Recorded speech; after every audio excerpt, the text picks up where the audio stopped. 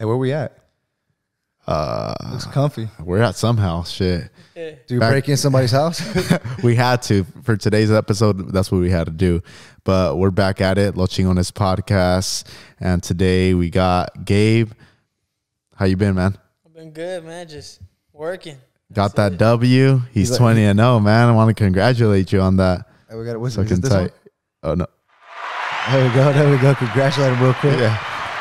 I was making sure we pressed the right button. Honestly, it's been a while since I used that button. So he came fresh out of a fight, right? Recently, just got that W, huh? Yeah, a couple of weekends ago, was out in Vegas. Got the fight in a couple of days, only like 3-4 days. Came back to Stockton. Oh, it was just kind of like, hey, I got a fight for you, and you just kind of did it. No. Oh, okay, what okay. I was saying was, I just jumped right back to Stockton. After Oh, the fight. okay. I thought somebody called you right away and said, hey, I got a fight for. Okay. so you came right over here right after the fight. Yeah. Came back to my family, my people. Feels good to be just like, this is my normal environment, in Stockton. It's really home for me. It's where I feel most comfortable. Hell yeah, man. And just being from Stockton myself, it's growing up, it's like a tough city. And then just seeing someone from my hometown like rise like that, it's pretty dope. Because like before it was like just watching like Nick Diaz, Yeah. that's like, oh, that's some dope shit. But now it's like you're the come up 20-0. Like, what does that mean to you? Getting that W 20-0, it has to mean something. It does, it does mean something, but I don't try to stick on it or really think about it too much because we got a lot more to do. Oh yeah, there's a long road ahead. I got a long journey ahead of me, so I don't really think of it too much. That night I was happy, I performed, I did what I had to do. Now I'm on to the next. I'm already thinking about the next thing. Can you say that fight was one of your biggest fights this far? Yeah, it was my biggest competition. Okay. I was telling everybody I need a world title. I'm ready for a world title. So pretty much they're like, show us. And then that's exactly what I went out there and did. And you've been proving it, man. 20-0. Oh, yeah. I mean, you've been proving it. Shit. Yeah, I always told people my time will come. I don't rush anything. I don't go out there and really have to say much. I just make sure I go in there and put in the work. There you go. Take us through like training camp, like preparing for fights, like kind of take us through that process and how you got to kind of like just mentally stay focused and engaged up until the fight. I'm locked in. This last fight was a long training camp. We're in training camp prior for like almost 3 months. Oh shit. Or about 3 months. We're working. But 6 days a week, train 3 times a day. Boxing, track, we mix in some hot yoga and outdoor runs. All right. So we're always doing something different. I'm trying to go to the next level. You can't just be stuck on one thing. Of course, boxing in the gym, that's the main priority. But I got to make sure the rest of my body's right. And the rest of my body's conditioned.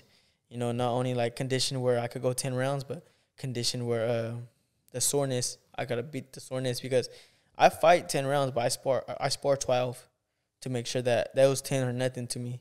Shit. So making sure your recovery process is on par or on point. For sure. Like I don't when I fight for my 10 riders, I don't just spar 10. I spar 12 to make sure those 10s can be cake. Like I can really go full throttle, like nonstop. I don't got to worry about my conditioning. So in training, you're pushing yourself extra to the so max. that you know that when fight time comes, you already been doing more rounds than this. Yeah, it's ugly because I see fighters that are good, real good, and they go in there and they lose because they weren't conditioned.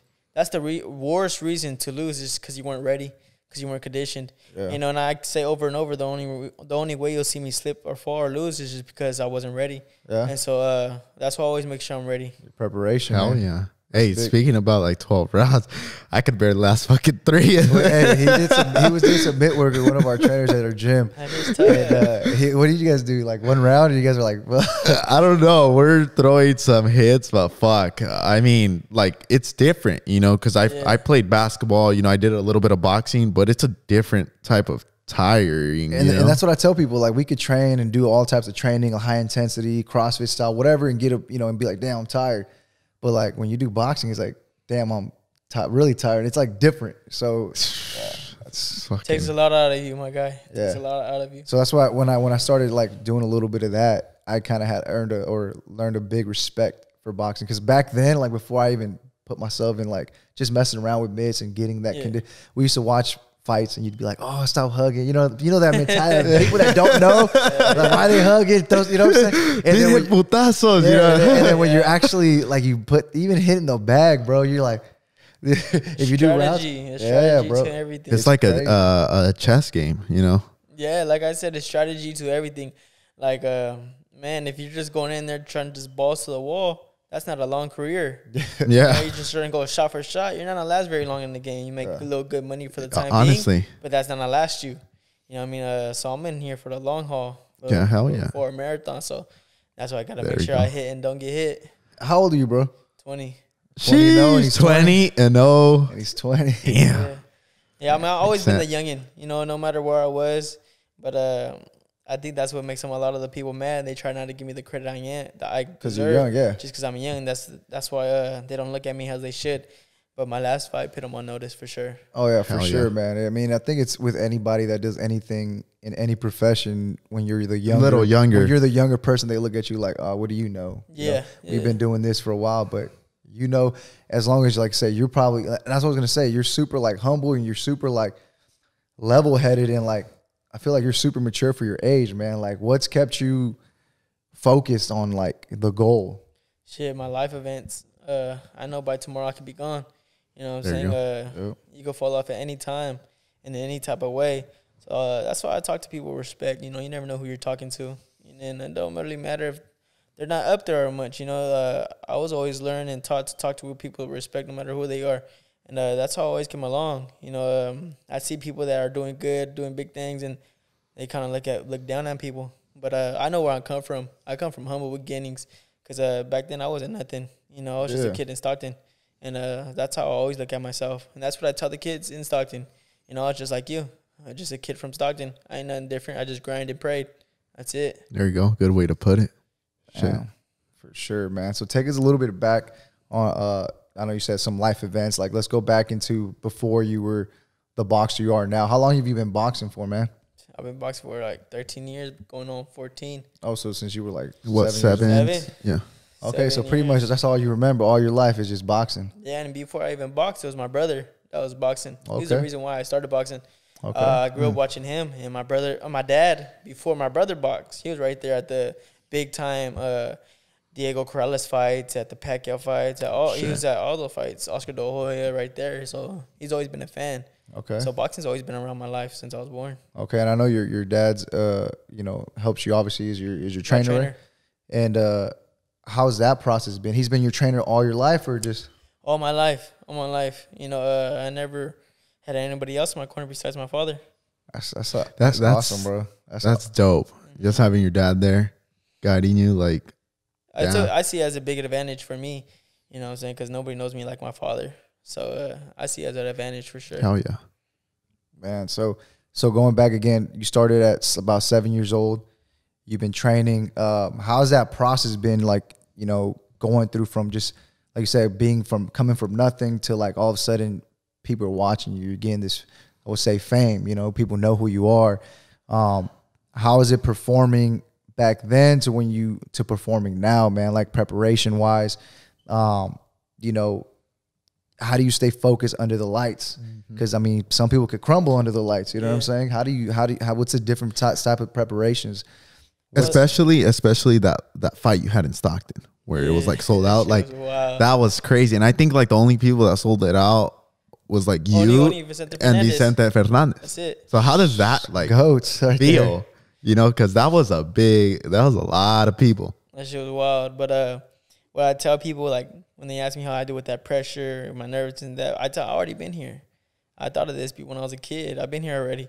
You know what I'm saying? So when I'm going up to the files, I just tell myself, I've already been here in my head. Now it's just time to live it.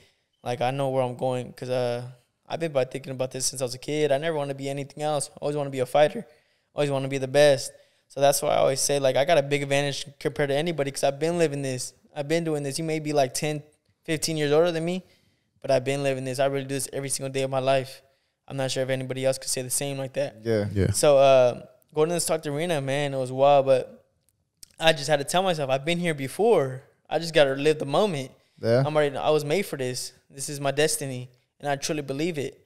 You know, and so Man, after everything was done, though, I look back like, damn, this shit was crazy, man. That's tight, though. You know, you put a fight up for your hometown, and yeah, and we needed that. My city honestly needed that. You know what I mean? That was my show right there. And so I used that platform to put other fighters on from Stockton that was seen by Top Rank, one of the biggest promotional company. Yeah. I'm talking about the promotional company that promoted Muhammad Ali, Floyd Mayweather, Rashid Hoya. So I'm talking about that's where they come from, Top Rank, and that's where I'm signed to. So I try to put the fighters from Stockton in front of their eyes to give them the opportunity to get signed. So you're putting people on. That's I feel like that's my part. Yeah. You know, if I get a little voice, a little fame, that's why I always come back to Stockton to reach out for the people that need to get rich for, to help them out, to bless them in any way I can, because I'm trying to see us all win. You know, I'm not here trying to take it all. Yeah. Because you see there's potential, man, and I like that mindset, man, and that's why I see you doing great things because, again, humble beginnings. That mindset that you have, like you're not greedy with things, you're not in a rush, you're patient, you're here for the long haul. That's like, bro, and it's crazy just sitting here talking to you. It's like, damn, how's this guy only 20 years old, man? Like how's this? Like, this is what this conversation you have with someone that's lived through life already. You know what I'm saying?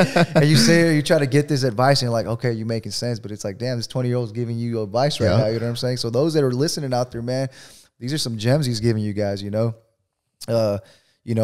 he's trying to put himself on so then he can help other people out, and that's big, man, because a lot of people don't think like that. Yeah, and then I'm really inspired. Once I signed with Jay Prince, my manager. Okay. I just he signed Floyd, he signed Andre Ward. Drake's his artist. Yeah. I mean, he got the biggest people in the game from boxing to rap or to music. And so when I hang around him, he's just giving me game, you know, lacing me up because he got so much knowledge. And so that just inspired me to do the same for the people that I get around and that maybe got a lot of potential to be at another level, but they're just not there yet. Yeah. You know, and I've always done that, but being around him more made me want to do it, made to focus on doing it, because I did it more naturally. Yeah. But now I'm focusing on doing it, really reaching out to people, because being around, you know, Jay Prince and them, man, they're really about family and bringing people up and making sure we all come up together instead of just me. Yeah. You know, so they're real people. So that's what really inspired me to be like that even more. Because like I said, I did it naturally already, but now more I'm like coming back to Stockton and focusing on that too. Tell us about your relationship with Andre Ward, because he's like your mentor pretty much, right? Yeah, we signed a contract with him and everything. Now he's part of the team. He does a lot for me. When I come to Stockton, he checks on me, come watch me train, give me tips. And boxing is 90% mental, 10% physical. You know, that's real. There you go. So, good way to put it. So when they're really talking to me and giving me knowledge inside and out the ring, it's boosting me up. It's boosting up my stock, my levels, my craft. And so Andre Ward's big on that. He's a big help when it comes to that. So for sure, a good person to add part of the team. For sure, got like a really good corner. Your dad, Andre Ward. My pops made sure to put the greatest people around me to make sure I go to that next level. I mean, we're around people that already been there. Andre Ward, we've had many world titles. Jay Prince, he signed Floyd. I mean, he ran this. Yeah. You know, so we're around people that already been there. So it's going to be easier to go that path. Yeah. And hopefully surpass it. That's the plan.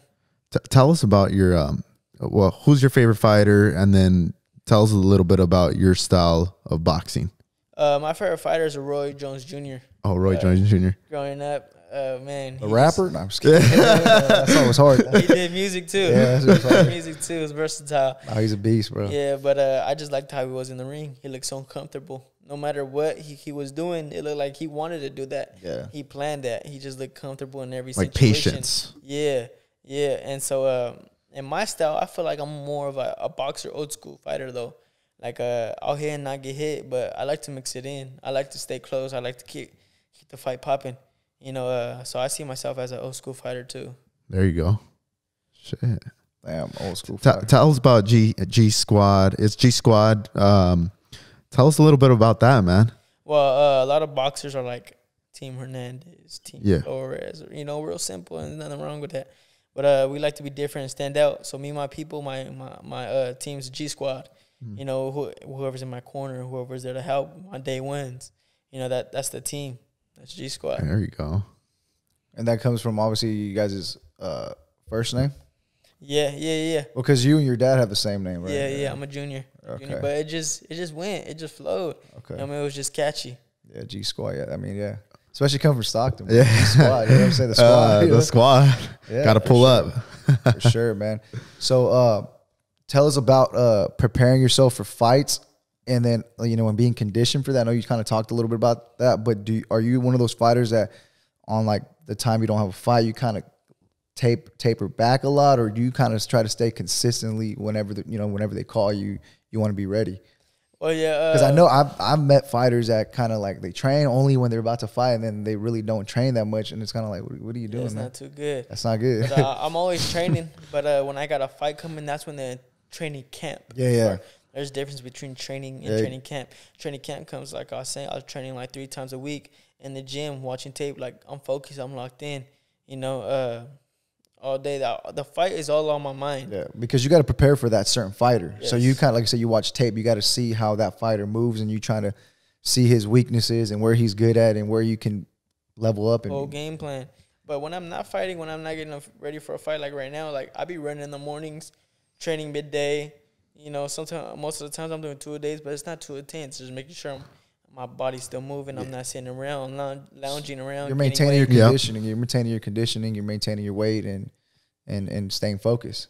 And then obviously like the mentoring, like talking to certain people and just mentoring you through the whole time. You're just like, I don't know, you're also working on your mental game. Like you said, it's a lot of mental preparation. So that's number one to me. I feel like that's a big priority, my mental game. But after this fight, I woke up the next morning and ran. You know, I fought Saturday night and I woke up Sunday morning running. It was like new day, let's go. It was crazy. Like somebody asked me like 3 days, 4 days after my fight, how you recovering? And I said I haven't started that yet. I'm still working. There you go. Oh, did you go celebrate your win? That was a crazy. Nah, bro. I woke up and kept going because I'm trying to chase that chip. Yeah, because I like I said, man, I did great. You know, I'm happy with my performance, but that wasn't nothing. Yeah. I look at it as that was something I was supposed to do. I'm looking at the big picture, the world titles and all that. I'm looking at the stuff all the way over there. That's what I'm getting ready for.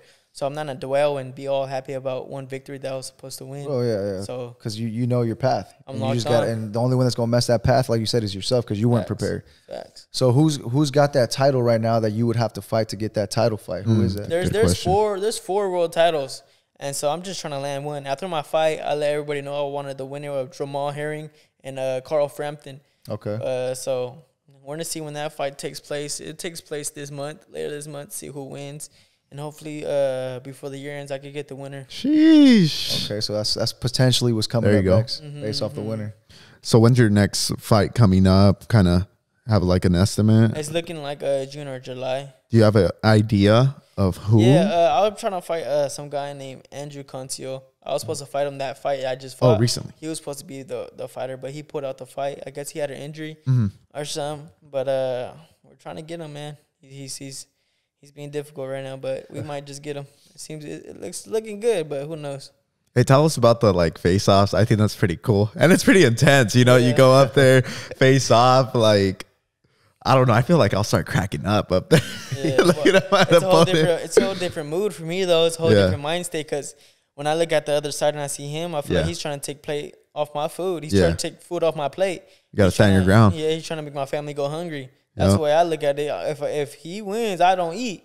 Yeah. So I'm tripping. So that's how I look at it. So when we're doing the face off, I'm just locked in, looking inside his eyes, looking at his soul, like all the way. Like I can't wait to fight. Like I don't shake his hand. I don't do none of that until after the fight. Like honestly, there's been times right there, face off, after we're done facing off, a fighter wanted to shake my hand. I just left him hang. I was like, nah, we ain't doing that because like I said, like I really look at him like he's trying to take food off my family's plate. So I'm really like, I'm locked in. I'm tripping. And so like, I can't wait to fight. He's an enemy. Yeah. He's the enemy right there. And then, so I don't shake hands. I don't do none of that. Because I feel like it keeps you stay locked in regardless because you don't want to show no weakness in a way. Like, no mercy. Yeah, like, mercy. Oh, shake your head. What's up? You know, like it feels like, nah, bro, I'm about to fight you. I'm trying to take your head off right now. We ain't shaking hands right now. Like after the fight, a lot of people don't understand that though. But you know what I mean. I'm not here to explain it. It could look disrespectful, but at the same time, it's like, bro, it's a fighting game. Yeah, like, it's a sport. Yeah, and I'm real. You know what I mean. If I'm shaking his hand, I feel like that's fake. Yeah, because like, that's not good intentions. Yeah, I still want to fight him tomorrow, and I still trying to beat him up and all that. Yeah, so I'm not shaking his hand with good intentions. So why shake his hand?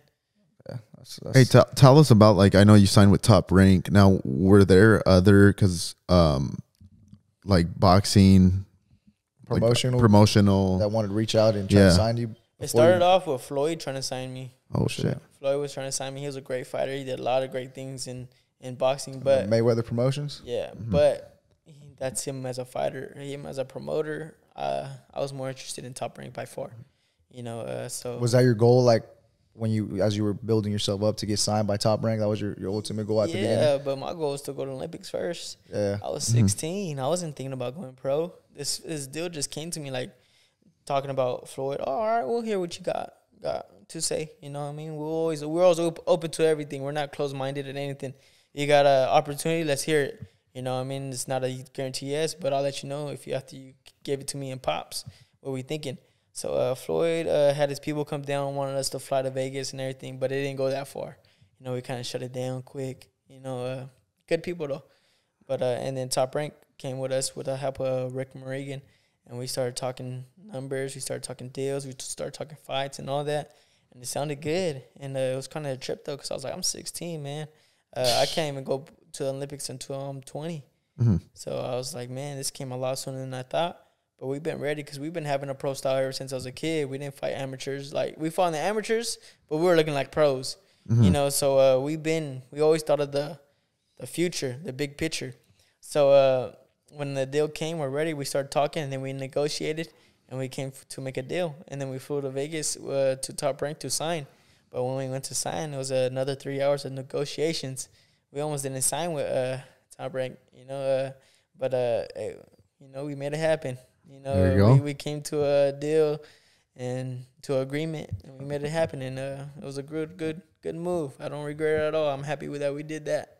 That was good, man. Imagine you said that was at 16 years old. 16. Man, like think about that, bro. Like that kind of, just contract coming to you. Like you're 16 years old. Like I can't remember what I was doing 16. Well, I can. I was in high school, but still, like. Well, I was just bullshit. You know what I'm saying? Like 16-year-old, like come out with this, like, hey man, you about to get paid. We know what we're gonna do for you, and it's like you're in the big leagues now. And like, how was that mentally for you? How did you process that? Like you said, the way you're talking about it was like, obviously your pops is right beside you, so he's looking out for you more than anybody probably will ever look out for you. So I think that, again, that was probably an advantage to have your dad around. Big time. But I was ready turning pro. I was like, let's go. Let's do this. Yeah. I've been thought about this. I knew this was going to happen. I didn't know when it was happening, but I always knew it was coming. So let's go. I'm ready. It seems like you're a big visionary, man. Like you see, the moment you want something, you see it, you visualize it, you put yourself that mindset in, and then you go for it. You start, okay, I know I'm there already, and I need to execute myself there. So I need to do the things that I need to do to get there. But at some point, I'm going to be there. Facts. Like before every fight, I envision how the fight's going. Before I step in the ring, every time before I fight, I envision how the fight's going to go. And most likely than not, whatever was in that vision, one thing from that vision happens. So I feel like I'm preparing. It's a good way to prepare yourself. But everybody prepares different. Yeah. There you go. Going with that killer mentality pretty much. Yeah, dope. I mean, this is a hurt game. You can't feel sorry, bad, or for nobody, because if you're on the other side, they want to feel bad for you. You know what I'm saying? So this right here. Do you have a soul? serious. I'm just kidding. I'm fucking with you. That's dope though, man. That's something else. I know you got a was it Tyson Fury's cut man? Yeah. So how's that been? How long has he been with you guys? She's been with me probably almost a year now. Almost a year. Bro, how does it feel to have these people be reaching out to you? Like, you getting all these big name people, like you said, Andre Ward, Jay Prince, like Tyson Fury's cut man, like, just like, I don't, like, these people just coming out. But again, it's naturally because you visioned yourself there already. It feels good. It just lets me know I'm doing my job. I'm doing what I'm supposed to be doing. Yeah, man. shit.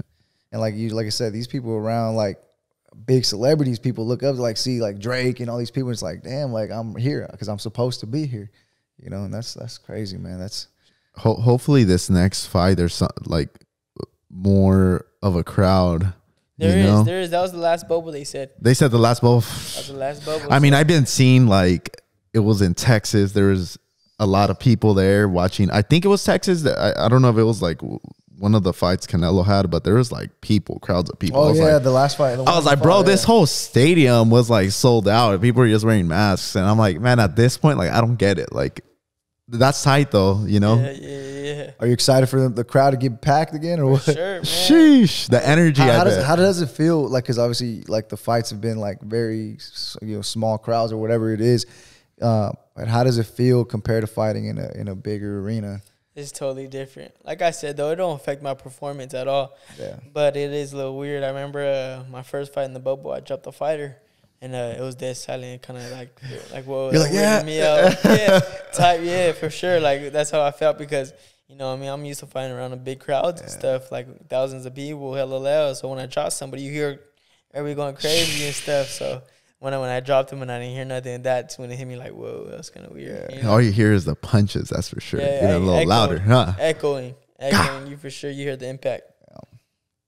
Sheesh. That's intense, bro. So, again, let's talk a little bit about your dad, man. Like, I know, like I said, he's helped you out a lot through your whole career. He's kind of been he's been your trainer the whole time. He's the reason why I'm here.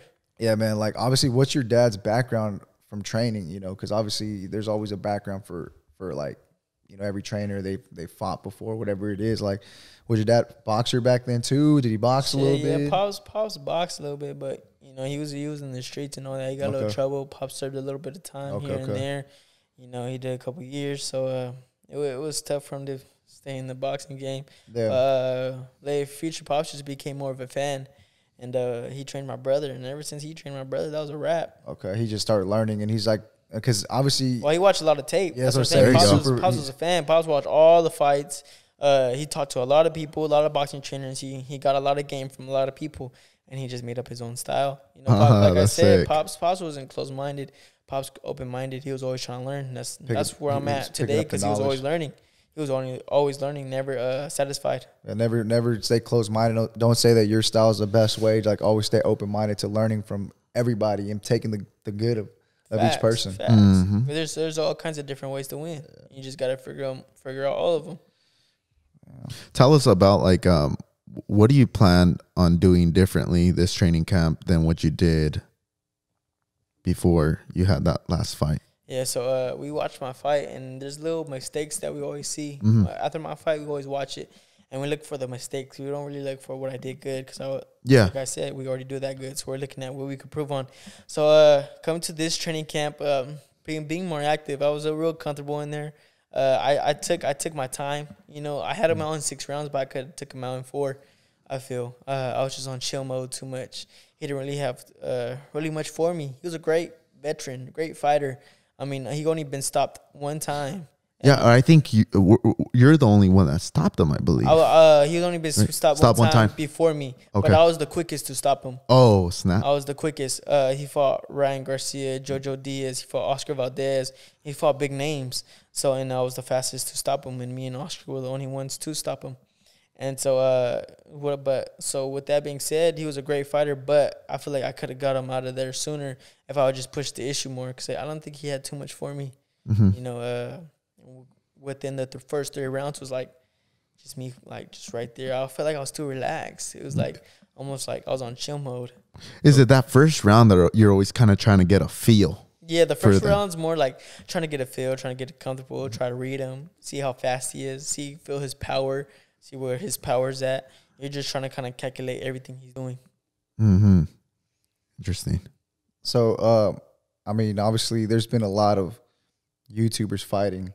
That's a question that I like to ask a boxer, just to see, because I've been seeing on Instagram a lot of fighters, like real fighters, real boxers that have been doing it like you for years.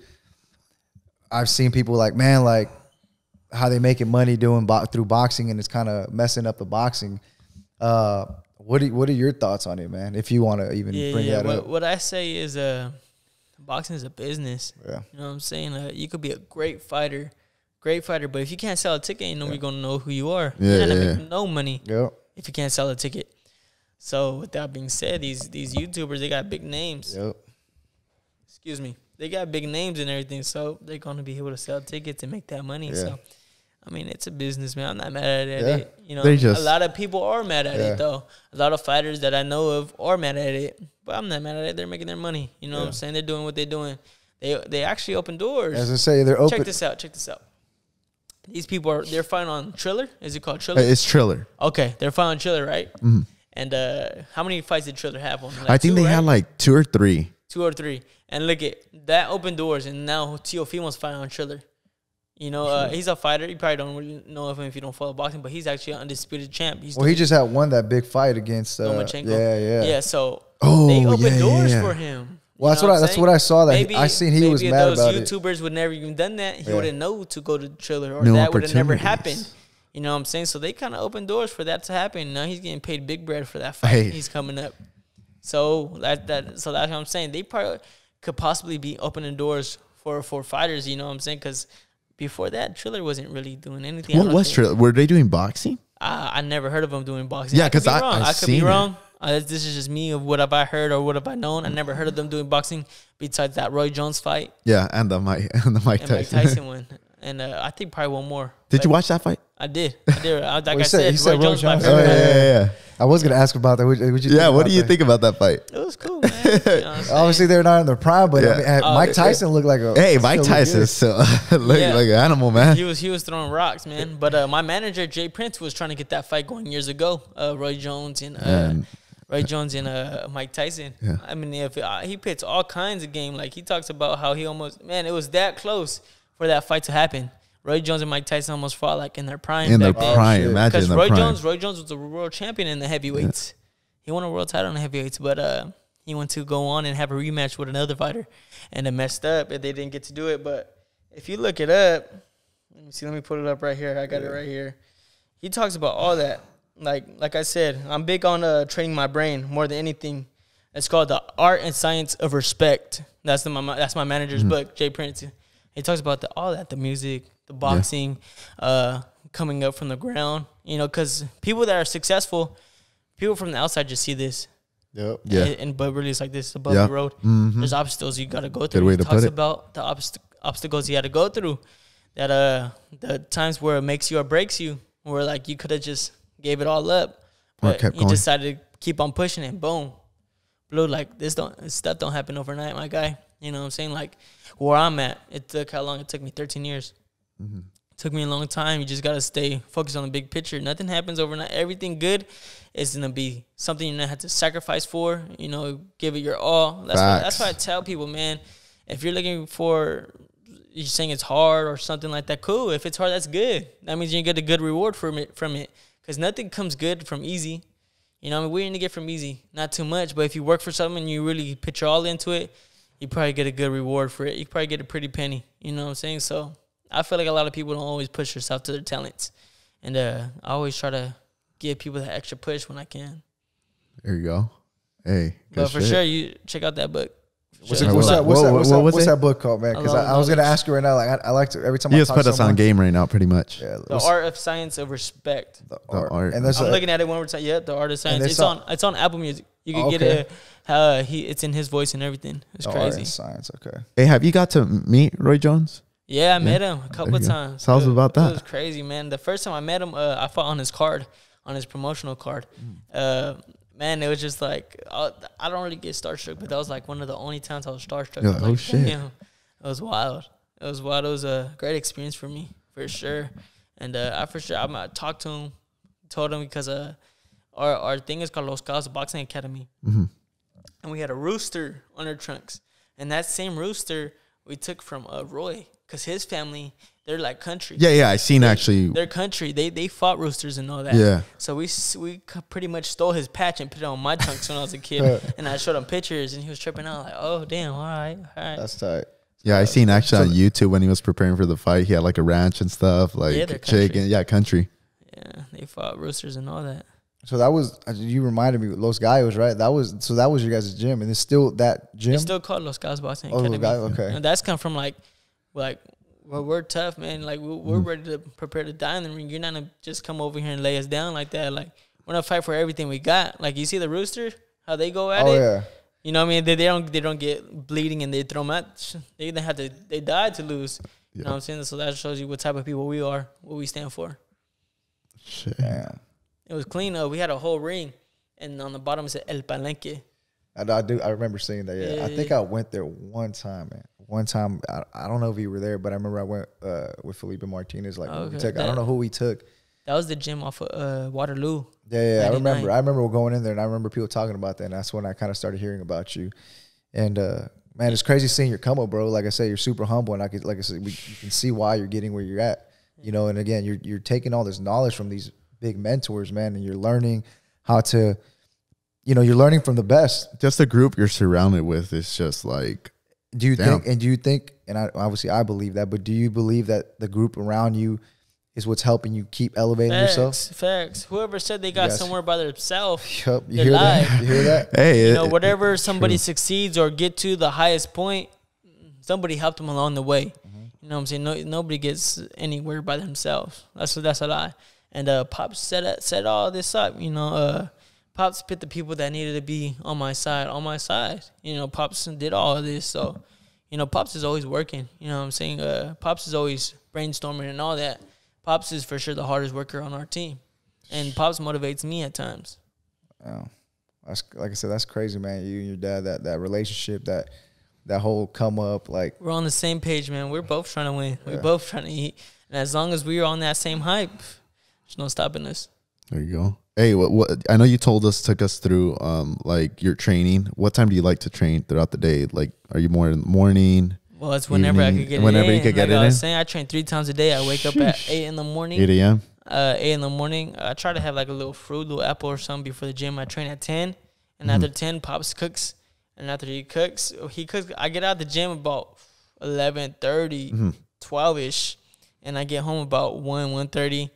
And he cooks, I eat. So I run about 4. And then after 4, I'm done about almost 4:30, 4:45. And then I try to hit hot yoga at like 5:30. That Mamba mentality. Tell us about that. I know you had the whole, you're all Mamba'd out, the Lakers color. I looked up to Kobe big time. I'm not a Lakers fan at all, though. I actually hate the Lakers. To be shit. A lot of people hate to say that, but that's the truth. But I looked up to Kobe a lot, though, just because he had a big winning mentality. But what he called it was Mamba mentality. Never being satisfied. Like when I say never being satisfied, always want more, being the best, pushing yourself to the limit, see what you could do. You know, so that's why when I go in the ring to fight, I don't really worry about it because I know I'm gonna win. And you put in the work. Because I know I put in the work. I put in the time. And he's one thing he said: if I'm better than these guys, and I'm working, and I'm working when they're not working, there's no possible way they could keep up. There's no possible way they could keep up if I'm keeping working on my craft. And I just watched so much videos on that guy, man. It's just the way he thought. He was just obsessed with winning. Because he did a lot off the court too, you know. Yeah. He's obsessed with winning, for sure. And that's where I put myself at because I see myself at the best, you know. So I push myself to the limit. You know, the extra round when I'm tired, I go the even other extra round just to see how my body reacts, just see how I could do. You know, like I said, I spar 12 rounds. I spar with 3 different fighters. So they come in fresh, and I'm just continuing going. When you're doing the 3 fighters, is it like they do 4 rounds each? 4 rounds each. And so sometimes I did my 12, and I look across the ring, and he's not too tired, and I'm dead tired. And I test myself. What can I do? How can I do better than I just did, even though I'm even more tired, and he's fresher than me? Can I do better the next round? Can that possibly be my best round? And I put it to the test, and we see what happens. Because, like I said, I'm on a different height, man. I'm trying to run this whole thing. Well, that's when your mindset comes in play when you're the most tired. It's more like now I got to be super sharp mentally because you always got to be sharp, but when you're fatigued, you got to like know when to do certain things, and you got to be. Everybody can do things when they're fresh, but when you're not, it's when it counts. You know, for sure. Like I said, that's the Mamba mentality right there. Shit, well, you definitely have it. Yeah. You definitely have it. How's I know you were talking about like, you know, your pop cooking your food and things like that. And I want to get a little bit into nutrition because I feel like sometimes people don't talk about that. But how is your nutrition and how you eat like during your fight preparations and to make weight and things like that? How does that go? Yeah, weight. Well, I drink a gallon of water a day. I try to drink a lot of water. And I eat either salmon. My meats are either salmon, rarely, like once a week, steak, or chicken breast with white rice and avocado, and sometimes mushroom, sometimes spinach. For breakfast, I eat like eggs with spinach and mushrooms mixed together with probably a little toast. You know, I try not to eat too much carbs. I let my my white rice be my carbs. That's my bread right there. I eat a lot of white rice. So do you kind of like manage it yourself, or do you have someone there kind of telling you like eat this, eat that like to prepare for the fight? Like a certain amount you have to weigh and measure, or they just kind of like, here, just eat that. Just well, Pops takes care of that. Okay. Oh, there you go. You know so the thing is, you're stress free. Just everything's taken care of. You just that's why Pops makes sure to put the right people around me. So there you go. All I gotta do is focus on my job. It's fighting, training, and making sure I win. There you go. Damn. Shit. You got everything set for him. That's what's up. But see, because you're doing your part. Yeah. If you weren't doing your part, ain't nobody gonna help you out. They'd be like, no, we ain't wasting our time with you. You know, like I don't even focus on the social media like that. Yeah. Like a lot of the times, it's not even me posting. Okay. Just because if it was up to me, I probably wouldn't have too much feed on there. Yeah. Yeah. Okay. So I'm focused on one thing, and that's my career. That's my main focus. That's my priority. Yeah, man. And you, like I said, you're super young, man. You still got years ahead of you, man. And I mean, shit, like we're here sitting talking to you. Maybe one day you're gonna be out in the main event of the main events, like how Canelo is right now. You watch Canelo, and he's killing it right now. I don't know if you're a fan of Canelo or not, Yeah, but for sure. But like I tell you, I vision all that, and it's just time. Only thing is stopping me is time. Yeah. It's coming. Yeah. Tell us a little bit aside from boxing, like what is something that no one really knows that you like to do? Like, man, my little life, fact out there. My life ain't too secrety. You know what I'm saying? It's not too much secrets. I like to eat. You know, when I have my time off, I love to eat. Like, what's your favorite thing to eat? I like lobster. You know, I love lobster. Last night, it's a little lobster. Little lobster. Last night, I was right there in Sag. I was eating at Ruth Chris. Got a ribeye and lobster. I was bloated. But man, I love to eat. I love having my right company, a good vibe, and eating. Yeah. You know, as long as I got good, solid individuals around me and a good dinner. I mean, I feel like that's a great day for me. Oh yeah, for sure, there you go. Man, for sure. That's keeping it simple. Yeah, it's not hard for me to have a good day. Good food and good people, and that's it. Food makes me happy. Yeah. But see, that's again the mentality you have, bro. You're just surrounded by the right people, and you're not around any negative people. Nobody bringing you down. Nobody. What helps with that is not hanging around too many people. Yeah. You know what I mean? You see me. Look, I didn't come in here with nobody. You know, I came here solo. Yeah. You know what I'm saying? Because you have too many people around you, then you don't know who you could trust. You don't know who's a yes man. You know all that. That's why I never walked around with an entourage. Yeah. Like I never did anything for the cameras. I'm real. You know what you see is what you get. You know, I don't ever have to walk around with hella people. And if you see somebody around me, that's because I rock with them. Yeah. That's my peeps right there. They've been there for a minute. Yeah. That's like I said, people out there, man, take notes of this, man. Like, you know. Get your notebook out. Yeah, if you want to, like, level your mindset up, try not to surround yourself with so many people. You know, try to surround yourself not with so many people. Make sure you're with the right people and you're positive people in your life that are uplifting you and not bring you down. That way you have no doubts in what you're trying to achieve in life. And you know, like those good people, when they go the extra mile and they're just there for you, that's how you know, like, yeah, this is a real one. Facts. You know? People, I mean, I'm more of a listener than a talker. Mm-hmm. You know, if you just listen, some people let you know who they are. They'll tell you who they are without them even really knowing that they're telling you. So all you gotta do is listen. You'll see who's real and who's fake. Yeah. Shit. He's just, man, I'm telling you, I'm getting blown away by this young guy. Blessing us. He's just blessing us right now. Man. Blessing us. For sure, man. So, you know, obviously you're excited for the future. You're super excited for the future. It seems like, you know where you're going. Like you say, and I'm excited that to have you here, man, because we are, I'm not saying what if, we are, you guys heard it here first. This man's going to be up there with the greats, and it's exciting for us to have him here. Mount Rushmore. Yeah. We're excited for him to come down and have this conversation, take the time, because you know, shit, maybe down the road we not be able to, you know, meet up with you at some point. But I'm glad that we had the opportunity and you gave us a chance to come out here and have this. And we could always look back at this and be like, damn, like spoke it to existence. Yeah, you know, I always been around. It's my city. I always come back and see who's around here. Reach out to the youth. Like I said, I flew in from Vegas to Sacramento, drove straight to the boxing gym just to check out the youth, check out the kids, see what they up to, see if they doing, you know, whatever tips they needed, I gave. You know, so I'll always be back in the city no matter where I'm at. I always make sure to come back. Okay. Let people know that the gym that you guys have here in Stockton, man. That way the people that don't know about it can go check it out, man. Yeah, the gym's called Los Gals Boxing Academy. It's on Murray Drive, 7602. Any advice you want to give to like the youngsters out there that are looking up to you, It's a piece of advice to keep them going. Yeah, no matter Their motivation no up. matter what age they are, just have a plan, man. Have a game plan. It's never too early to have a game plan. Because if you don't have a game plan, you're just out living day by day, and day by day you could get in trouble in Stockton or these local areas. It's not good to just be living day by day sometimes with no game plan, because you're just it's so easy to get in trouble out here, man. So easy to get in trouble out here, getting caught up in something. You know, all you gotta do is be at the wrong place at the wrong time With the wrong people. hop in the wrong car. You know, so many things. So it's never too early to have a game. Just have a game plan. You know, even if you think short term goals, just have a short term goal and focus on it. It don't have to be a long goal. A lot of kids or a lot of people say, I don't know what I want to do yet. I don't know what I want to be yet. That's cool. You know, just have a short term goal. You don't even have to have a long. I'm not saying just focus on a career. If you're 10 years old, I'm just saying just focus on something. Have a short term goal, a little project. No matter what it is, you know what I mean? If it could be sport, it could be school, it don't matter. Just make sure you keep your mind busy. Work on your mind, man, because when you're out there doing nothing, it's just something bad's always easy to come happen over here in these parts of town, man. It's tough. It's tough out here. And that's a good way to look at it, short-term goals. Because you reach that short-term goal, now you go to the next one, rather than a long-term goal. Keep proving yourself you can accomplish things. Make sure you set high goals, too, when you come to that point. You know, don't aim low. Aim high, because you're going to be as good as your goals. You know, if your aim right here, this is where you top off. If you aim right here, that's the highest you're going to go. But you aim all the way up there, then you could possibly end up right there. Oh, yeah. Well, shit. Yeah. Well, we know Gabe's up there, so he's going to be up there. He's aiming up there. He's aiming up there. He's aiming up there for sure. So, hey, man, again, appreciate you coming by, man. No problem. Sheesh.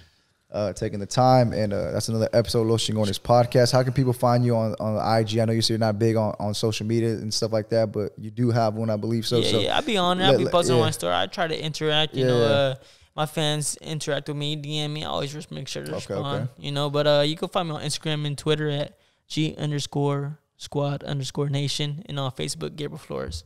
Go make sure you follow that. Keep up to date, because his fight is coming up soon. Heard it. See you guys in another episode of Los Chingones podcast. Sheesh.